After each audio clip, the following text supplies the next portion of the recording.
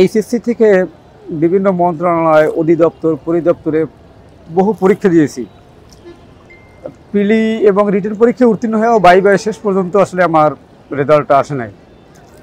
তো অর্থনৈতিক সমস্যা, জীবনকে টিকিয়ে রাখার জন্য, পেট চালানোর জন্য তো আসলে কিছু না কিছু করতেই হবে। বাবা মারা যাওয়ার পরে আমি পরিবারের বড় সন্তান, অর্থনৈতিক সমস্যা প্রকট হয়ে গেল, নগদ অর্থের প্রয়োজন হয়ে পড়ল, বাবার অসুস্থতা, পরবর্তীতে মায়ের অসুস্থতা, সব কিছু মিলে কিছু টাকা পয়সা ঋণ দেনাও হয়ে পড়লাম। তো শেষ পর্যন্ত বাধ্য হয়ে নগদ উপার্জনের দিকেই যুক্তি হইল। তাছাড়া ছোটোখাটো ব্যবসা বাণিজ্যের দিকে যে নামবো সেই পরিমাণ অর্থ আমার কাছে তখনও যেমন ছিল না, এখনও নেই।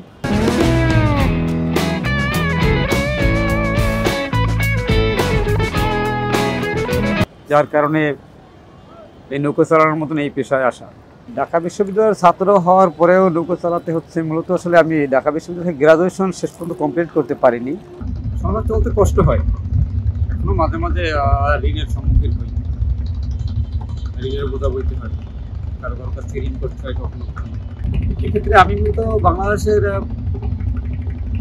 শিক্ষা ডিপার্টমেন্টের সাথে যারা জড়িত, আমি তাদেরকে দোষারোপ না করলেও তাদের কিছু অবহেলা অথবা তাদের সচ্ছলতা অথবা তারা কোন জায়গা থেকে যে আসলে কাজ করা উচিত সেই থেকে তাদের দুর্বলতা আছে আমি মনে করি। কেননা একজন বিশ্ববিদ্যালয় প্রশাসন যখন একজন নিউ এডমিশনে ভর্তি হওয়ার একজন স্টুডেন্ট, তারা কেন ধরে পড়ছে, ধরে পড়ার সমস্যাটা কোথায়, এই জায়গাটা কিন্তু তারা আসলে খোঁজ করে না। হয়তো রাজনৈতিক অথবা সিনিয়র কিছু স্টুডেন্ট নির্ভর হলগুলো পরিচালিত হয় আমি মনে করি। এখন কতটা সেটা আমি বলতে পারবো না। বাট আমি 2006 শিক্ষাবর্ষের স্টুডেন্ট। তৎকালীন সময় দেখা গেছে যে যেমন আমি হাজি মোহাম্মদ মহসিন হলের সাথে অ্যাটেস্টেড ছিলাম, কিন্তু হল কর্তৃপক্ষের কাছেও বারবার বলার পরেও আমি তো তখন সিট পাইনি, বলে এমনকি জনগণের কোনো সিট পাইনি। আমার থাকার সমস্যা ছিল, খাবারের সমস্যা, এবং সমাজের অনেক বিত্তবান সহৃদয়বান ব্যক্তি যারা শুধু আশ্বাস দিয়েছে, কিন্তু আশ্বাস দিলে কি হবে, আশ্বাস দেওয়ার পরেই তাদের কার্যক্রম শেষ। তারা শুধুমাত্র সমাজকে মানুষকে দেখানোর জন্য হয়তোবা তারা 10 জন মানুষ বা 20 জন তাদের সম্পর্কীয় মানুষ যাদের কাছে বললে পরে কথাটা তাদের মান সম্মান বাড়বে, এবং দেখা যাচ্ছে তাদের একটা তারা প্রচুর পরিমাণে মানবিক সেই দিক থেকে ফুটে উঠছে, ওই রকম মুখে বলা, ওই বলা পর্যন্তই শেষ। তারপরে ঘুরাতে হয়তো বা আর তাদের খোঁজখবর থাকে না।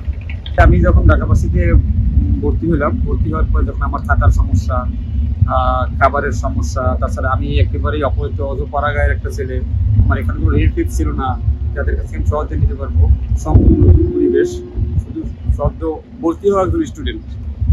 তো সেখানে ভার্সিটির অনেক বড় ভাইদের কাছে গেছি, হেল্প চাইছি, তারা হেল্প করার জন্য আশ্বাস দিছে। হয়তো আজকালে বলছে যে আজকে তো একটু ব্যস্ত আছি, আগামী দিন আসো। আসার পরে খুব কথাবার্তা বলে বলছে যে তুমি অমুক দিন আসো, ওই সেই দিন গেলাম। হয়তো বা তারপরে বলছে যে আজকে আমরা অন্য প্রোগ্রামে আছি, আর একদিন আসো। এরকম করতে করতে দেখা গেছে যে একজনের সাথে 5 দিন ঘোরার পরে দেখলাম যে তার দিয়ে তো আমার আসলে ফলাফল কিছু আসছে না, তার চেয়ে এখন আরেকজনের কাছে। এভাবে যেতে যেতে শেষ পর্যন্ত কারো কাছ থেকে আসলে হেল্পটা পাইনি, শুধু তারা আশ্বাসে দিয়েছে এবং তাদের কাছে যাওয়া হয়েছে, তারা দেখছে, কথা বলছে, যথেষ্ট আশ্বাস দিচ্ছে, ভালোবাসার কথার পুজোই শুধু তারা আটকাই রাখছে মাত্র। হয়তো তাদের বন্ধু বান্ধবের কাছে তারা মহান হওয়ার চেষ্টা করছে।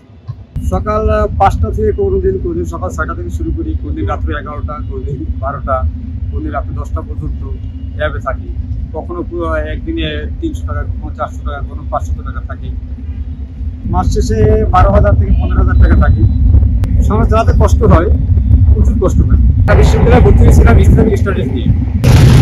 তাদের উদ্দেশ্যে বলবো যে আসলে আমাদের দেশের যে লেখাপড়ার সিস্টেম, এই সিস্টেমের দৌড় থেকে তাদেরকে বের হয়ে এসে বাস্তবমুখী হতে হবে। তারা যেমন শুধু একটা বড় ভার্সিটি অথবা ভালো একটা সাবজেক্ট শুধু এই বিষয়টাই না, তারা যেন চতুর হয়। শিক্ষার আসল যে জায়গাটা, আমার মনে হয় যে আমাদেরকে একটা জায়গায় আমরা দুর্বল আছি, কারণ আমাদের সামগ্রিক জীবনে একটা জিনিসের প্রচুর প্রয়োজন, সেটা অর্থ। এবং আমাদের দেশে আমার মনে হয় যে অর্থের মাপকাঠিতে অধিকাংশ ক্ষেত্রে একজন মানুষকে মূল্যায়ন করা হয়। তাকে হেল্প করার মন মানসিকতা থেকে শুরু করে এভরিথিং করা হয়। তো স্টুডেন্টকে তো শেখানো হয় যে অর্থের প্রয়োজন আছে, তোমার নিজের যদি অর্থ না থাকে, অর্থনৈতিকভাবে তুমি দুর্বল থাকো, তাহলে লেখাপড়ার পাশাপাশি হাতে কলমে অথবা বাস্তবমুখী এর সাথে কোনো কাজ বাজ করা যায়, এটা একটা সেক্টর তারা ঝুঁকে পড়ে, অথবা প্রশাসন যেন সেই দিকে নজর দেয়।